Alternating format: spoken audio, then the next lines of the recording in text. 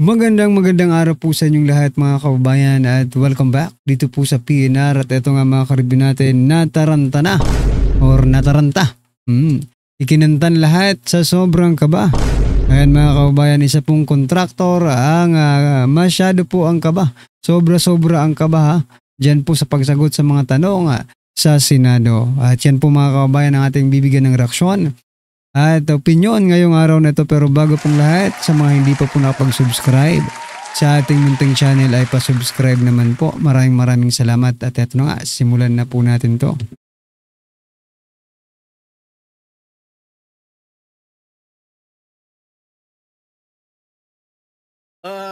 Mr. Arevalo, alam mo, malamig na malamig ulo ko ngayon ha. Pero pag ikaw, tumingin ka ng tingin na sa cellphone mo, hindi ko alam kung ano binabasa mo dyan, humarap ka sa amin. Yes po, Your Honor. Ikaw may-ari nito, di ba? Yes po, O Your di Honor. dapat alam mo. Ano yung mga proyektong na-awardan sa inyo ng DPWH at saan-saan? Ano po, Your Honor?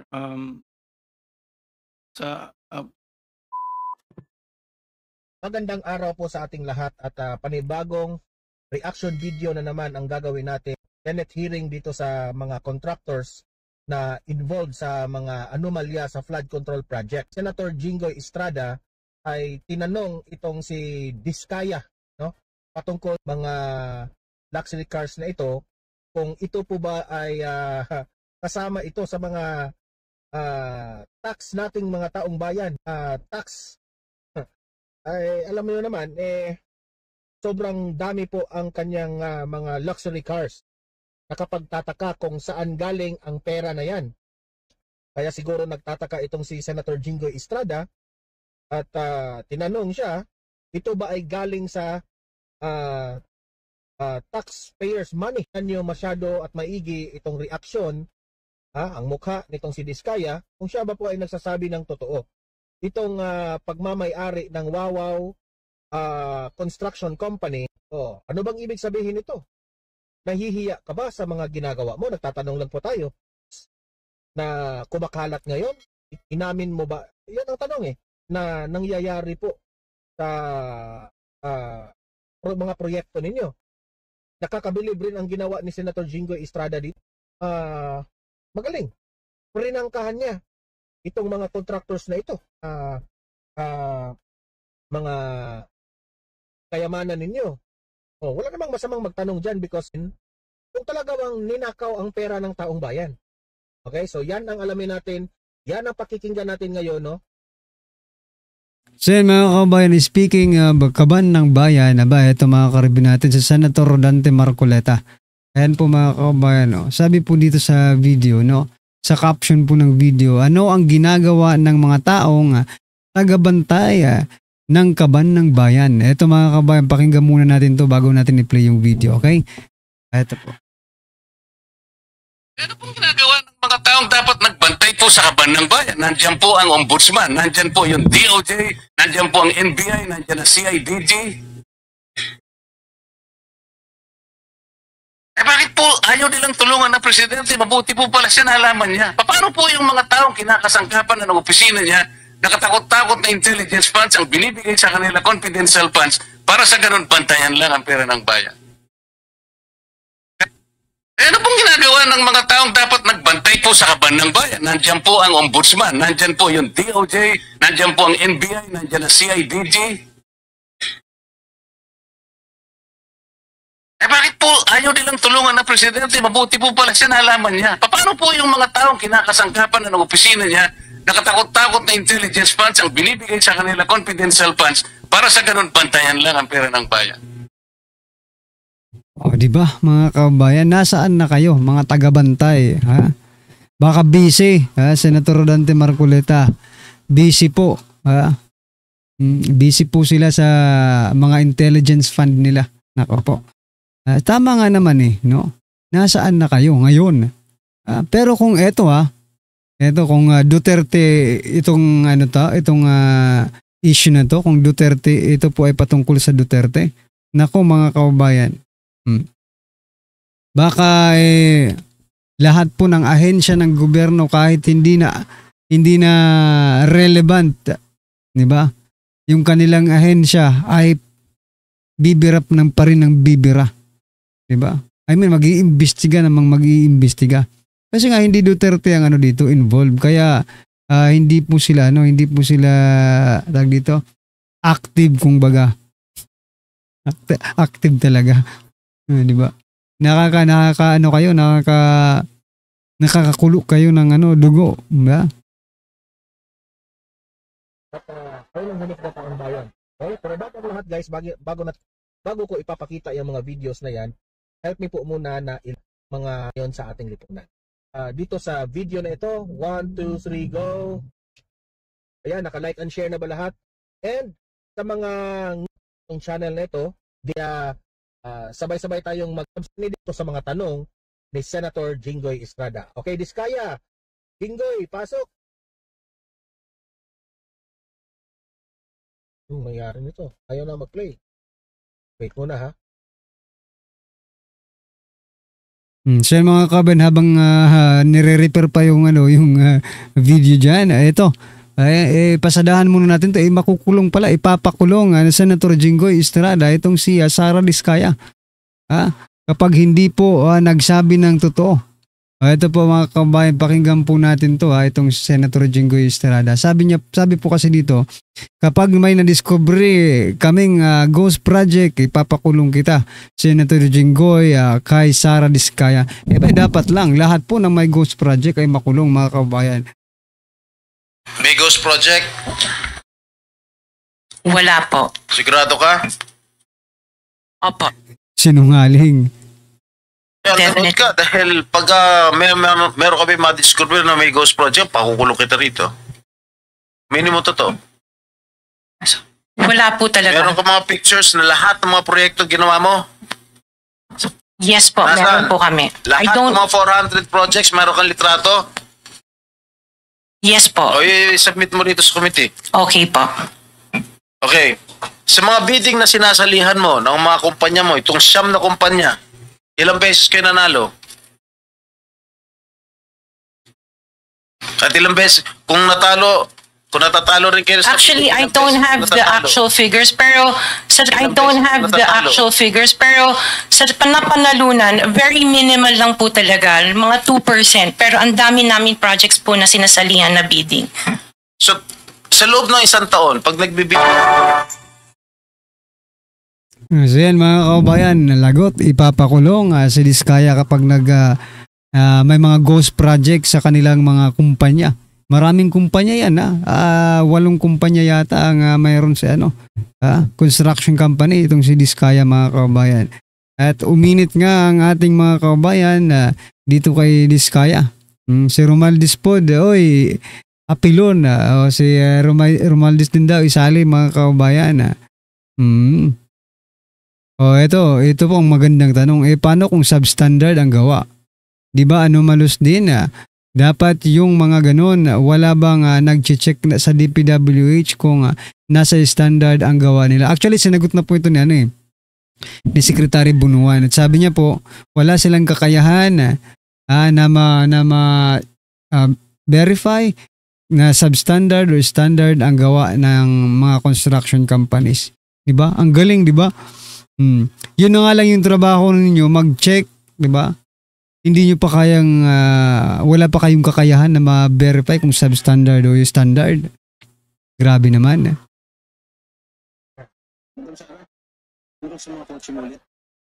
Sinabi mo kasi sa interview mo na 4 na po yung kotse mo. Luxury cars. Ngayon, inamin mo 28 lang. Ano nangyari sa 28 po yung luxury cars, Okay. pero may service cars kasi kami na under the name of the company po. Alright. Doon sa 28 luxury cars, ano yan, Rolls Royce?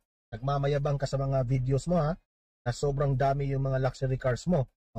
Tingnan natin yung yabang mo ngayon dito sa hearing na ito. What else? Okay, isa-isa natin, magkano Rolls Royce? Ano bili mo sa Rolls Royce? I am not familiar. Oh, come on. Oh, come Nasa on. ano yata. Bumili ka na napakamahal na kotse, di mo alam kung magkano mo binili. No, I know the price. Oh, yes. Pero we did not buy this on the cash basis. So the Rolls Royce was around parang 42. 42 million. Ah. Rolls Royce, isang kotse lang yun. What else? The Maybach. Maybach, Mercedes. Aha. How much? Parang nasa 22. Grabe guys ha. Grabe, sobrang mahal nitong mga kotse na ito na binili niya. No? Parang kung titingnan mo, ang taong bayan, hirap na hirap dito sa baha na mga nangyayari. Ang daming taong walang kain. Ang daming taong mga nagkakasakit, walang pambayad sa hospital. Pero sila, sobrang laking pera ang inilaan nila sa mga kotse nila, no? Grabe. Parang dinudurog yung puso nating marinig na merong mga taong ganito eh. Grabe. Yung black. Long wheelbase? Yes po. What else? Yung GMC. What is this GMC? SUV rin to? Yes po. Oh, how many? Dalawa. Dalawa rin. How much each? Parang nasa 11 din yata siya. 11 million each. What else? Yung Suburban. Suburban. Ilan? Isa lang po. Pero I bought that here. Local. Bakit itong mga sinasabi mo? Sabi mo, binili mo sa local dealer dito. Oo, local dealer. Oh. Ay, ibig sabihin, importer. Pero this one sa casa binili yung Suburban po. Magkano? Parang nasa 3 lang yata siya nun. 3 million? Oo. Brand new? Mhm. Second hand? Binili mo second hand? Tapos lahat itong mga luxury cars mo, yung mga Rolls Royce, Maybach, Bentley, Escalade, G63, pare brand new. Opa. Bakit bumili ka ng second hand Suburban? Ano na siya yung lumang model? Hindi siya Yeah. yung brand new model. Kaya nga, bakit ka bumili ng second hand? Kasi yun lang yung Lahat available. mga Kasi that was mamahalin the na- time, at that time it was pandemic. So that was the time na yun lang ang available niya. When did you acquire all these luxury cars? All at the same year? No po. When? Pa since 2022, 21. 2022. May 2021 pa po. 2021. Mhm. So ilang beses ka bumili ng kotse sa isang taon? Minsan sa isang taon, isa, or kaya minsan tatlo yung iba. Luxury. Opo. Kailan ka natuwa ron sa payong na Rolls Royce? Last year lang po. Last year mo lang na-purchase. Yes po. Yung payong, dahil sa payong, binili mo. Bukod sa mga nabanggit mo mga sa luxury cars, ano pa? Yung mga SUV ng mga engineers ko. Hindi, ilan lang to? 3, 4, 6, 8. I can't remember all at the top. Sa of my dami. head. Oo. Sa dami. Opo. So, doon sa 28 na pinurchase mong mga luxury cars, ilang taon mo binuno yun? Yung iba, You started purchasing these luxury cars on what year? the long wheelbase, yung mga binanggit ko kanina, that was only 2022. No, or when 21. did you start? Yung iba, like, let's say, the autobiography, What 2016 is pa po. autobiography? Ano yun, Range Rover? Oh, may 2016. Wala, di mo sinasabi sa akin, oh. Range Rover. 2016 pa po siya. Ilan? Just the one autobiography and then the Defender. Autobiography, ito ba yung Range Rover? Range Rover po, Oh, okay, how much did you purchase? 16. 16 million. 2016 pa po yun. Ilan? Isa lang po siya. What else? Aside from Range Rover? Sabi Defender, ano siya? Range Rover, Range Rover din. Oh. Ilan? isa lang po. Ilan, magkano? Nasa parang 7 yata yun. 7 luxury cars at your disposal. Ngayon lang ako nakarinig na isang tao o mag-asawa na ganito, kadami ang kotse na mamahalin. Hindi na ba Nakakalula mga kababayan yung mga presyo ng mga kotse at hindi lang isa. Napakarami mga kababayan.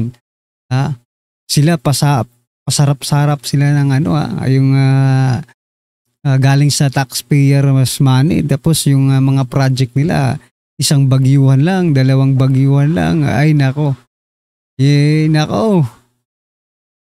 yung mga Fortuner, okay lang. Pero kayo, Rolls Royce, Maybach, Mercedes-Benz, Bentley, Escalade, Range Rover, ilan?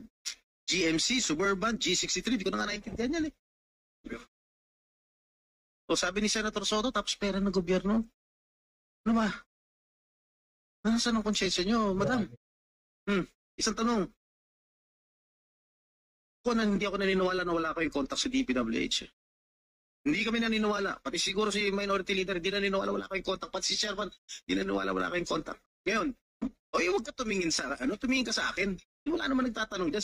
Sino ba tinitignan mo dyan? Magkano binibigay mong porsyento o advance sa mga DPWH para mabigyan ka ng proyekto? Wala po ako binibigyan sa DPWH po. Baka may ipakita ako sulat sa'yo. Mami ka na. Wala po ako talaga. Kasi hindi po ako nakikipag-transact with the At the end of the DPWH. day, pag nagsinungaling ka, ipapakita ko yung sulat. Minimum. Di ba umabot hanggang 40%? Wala po ako, sa DPWH wala po akong Sige. kausap talaga. Sige, I will take your word for it. Pagka meron ako nilabas sa'yo mamaya. Okay? Mag-isip-isip ka. Hindi ako nagbibiro. Wow. Mr. Arevalo, kanina, nandito ako kanina, umakyat na ako, pagbalik ko rito, napatungo ka pa rin. Sino ba talaga kausap mo dyan? May kodigo nga, may kodigo. Sino yung Wala po, Your Honor. Ito. Palitan natin ng angle ito ha. Kasi umiinit na itong talakayan eh. May better angle ito. Yan, okay. wow. Mr. Arevalo, kanina, nandito ako kanina, umakyat na ako, pagbalik ko rito, napatungo ka pa rin. Sino ba talaga kausap mo dyan? Ito yung halos hindi na makapagsalita eh. So may mic. Wala po, Your Honor. Pero ka ba abogado? Yes po, Your Honor. Ikaw ang may-ari ng Wawaw. Opo, Correct. Your Honor. Ano ba yan? Sole proprietorship, partnership, or corporation? Sold po, Your Honor. Sole, ikaw lang. Magkano paid up capital? Magkano capital mo dyan? Nung una po is 9 million po, 2017. 9 million. 2017 po nag-start po kami. 17 po. 2017. Up to now. Hindi po. Sole proprietor pa rin hanggang ngayon. Opo. Paano ka naka-garner with 9 million as your capital? Paano ka nakakuha ng malalaking proyekto sa DPWH? Nag-start lang po kami nung 2019 po na may nagka-project po. 2019? Opo. Sino kausap mo? Wala po, Your Honor. Wala po. Wala kang kausap? Wala po. Okay. Involved ka sa Ghost Project? Your Honor, I invoke my right to self-incrimination, Your Honor. Ano ha? Pakiulit. I invoke my right for self-incrimination, Your Honor. Wait. Ayaw nang magsalita. Parang napaghalataan siya na may tinatago. Malinaw po, sir. Halata talaga mga kababayan, kinakabahan eh. Di ba kapag ikaw naman ay walang kasalanan, bakit ka naman kakabahan? Sa sobrang niyang kaba mga kababayan ay hindi na po makasagot ng maayos. Ibig sabihin talagang meron pong kalokohan na nangyayari sa kanyang kumpanya. May ghost project nga po mga kababayan, di ba? Anyway mga karibyo natin, ano po ang inyong masasabi dyan? I-comment nyo na lang po sa baba para at least alam po natin mga kababayan ang inyong opinyon. Maraming salamat po. Please don't forget to like the video. Maraming salamat po.